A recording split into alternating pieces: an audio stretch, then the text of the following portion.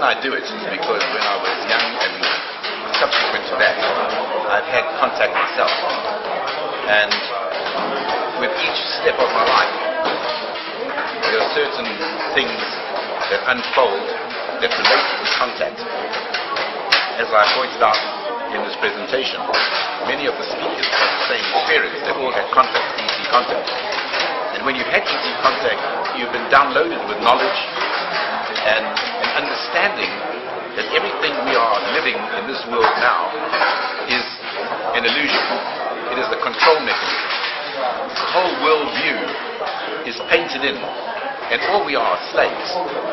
So there's enough reason there alone, on that basis, to wish to go out and awaken everybody naturally, peacefully, by education. It's called the military metaphysic. You have the elites in this world. They are people who can move in between the financial system, the military, and the political. So you have three pillars here: military, political, financial. And these elites can move in and out in between, and they hold interlocking directorships of companies in between, like oil, media, and they have everything under control, the press under control, everything under control. So at the end of the day, they create shortages in the world. Shortages of oil, shortages of food, shortages of technology. Water is very short, we fight over it. And this helps them control us. And they support the World Council of Churches.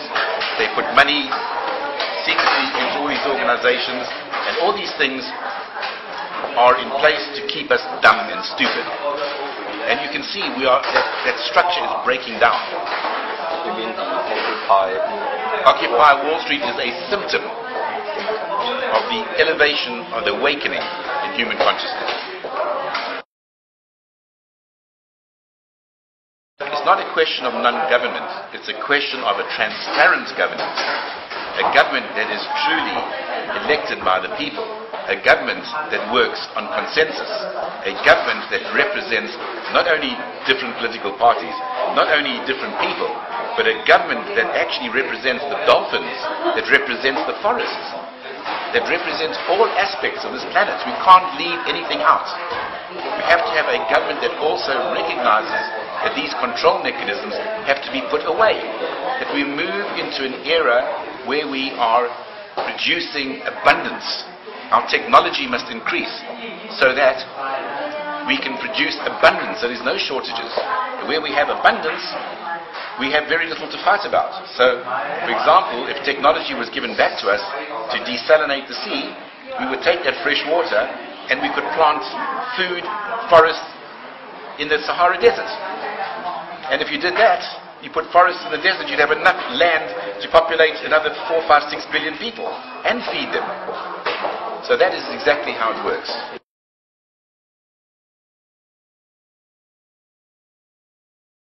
It is free energy. It is available now. It is in the military-industrial complex in the United States. They create shortages in the world. Everything in this world is a shortage. Money is a shortage. You have credit, take it away. Give, take away, make a shortage. Right? You have water. Well, we don't have enough water, so there's a shortage. It's sold to you. You know, everything is short. The supply of food, the stock market, the exchanges, it's all in a shortage. Monsanto trying to control the seeds. This is all terrible. So they are trying to create these shortages, but we have technology to overcome this, except they're keeping it. And this technology comes from what we call TTF, Technology Transfer Programs, with extraterrestrials. But not necessarily progressive extraterrestrials. Maybe extraterrestrials who are just making deals so that they can have some advantages in coming into our airspace and on our planet and controlling certain things and empowering the military or these secret agents within the military.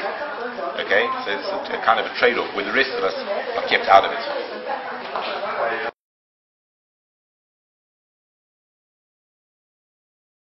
You see, right now, people who have produced these devices have been killed. They get killed. There's hundreds and hundreds of scientists who found cures for cancer. Okay? They kill them. Why? Because it threatens the pharmaceutical industry. Another big industry of control. Okay? They kill them. It's the same with these magnetic engines. They've killed many people. So there has to come a time where either advanced ETs will give us the units, or people, innovators within the exopolitical community, will make them and produce them and ship them out quickly, some way or other. Or the military-industrial complex might just, exopolitics has a very strong chance of breaking up this stranglehold on humanity. Has a very strong chance. It's happening now.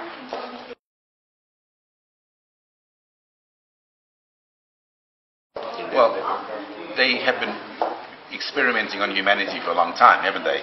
They did secret syphilis trials, venereal disease trials in South America. They've just admitted it. They've done lots of chemical trials on humans and drugs, etc.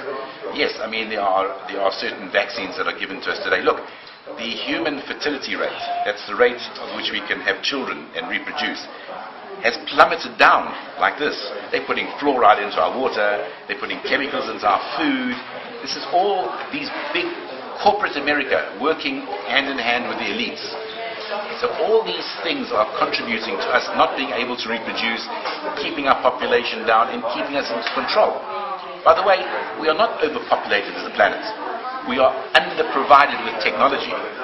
Because if we had the technology, we could have more people on the planet and handle it. It's an engineering problem, not a people problem. But every civilization has to be able to grow and leave the planet.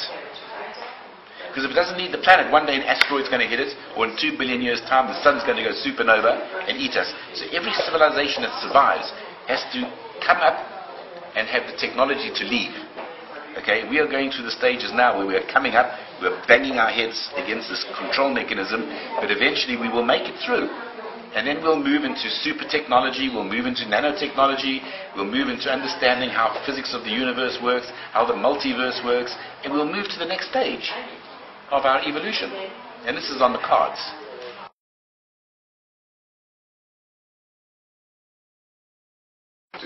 Do we have enough time to do? Yes, we do have enough time to do that.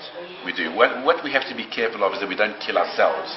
In other words, we don't blow ourselves up. I mean, you imagine extraterrestrials flying past and they see satellites in space with rockets pointing at ourselves. With America pointing rockets at us and China pointing rockets at this one and Russia pointing rockets at that one.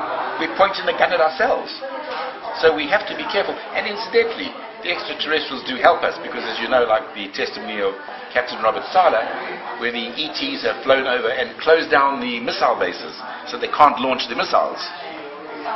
They've done this to let the people know, the military know, hey, you are not boss around here. You don't think that you could just go and blow up this planet, because whether we're on this planet or not, it's of interest to other extraterrestrial groups. Whether it's good reasons or bad reasons is irrelevant.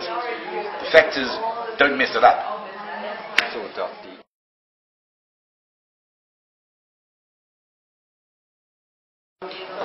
The aliens see the governments, it depends which aliens. You've got aliens working with the governments on technology transfer programs. They actually don't hate us or love us, just they have their own political imperatives, their own agendas. So they're just interested in whatever they're interested in, and they work with a hierarchy. Who's the strongest, that's who I work with. Right? But other aliens care about us. Your Pleiadians, your Andromedans, they have this care. And what they do is they mentor us, they help us. They put crop circles down with complex geometrical forms. They come along, and when Chernobyl exploded in Ukraine with the radioactivity, they brought the levels down. They didn't get rid of them completely. They are helping people by downloading knowledge. And this is a kind of a mentoring that's very important. And switching off the Chinese, the Russian, and the American nuclear missile bases, not only to switch them off, they turned them on. They put a couple of missiles into launch mode. And everyone's going, wow, the missile's going to take off. And as it's about to take off, the ET switched it off. They didn't switch it off from the ground, they switched it off and on from their ships. So you can see the technology that's out there. And they're giving us a chance, they're helping us, they're mentoring us from the top. In harmony with the natural raising of consciousness on the planet.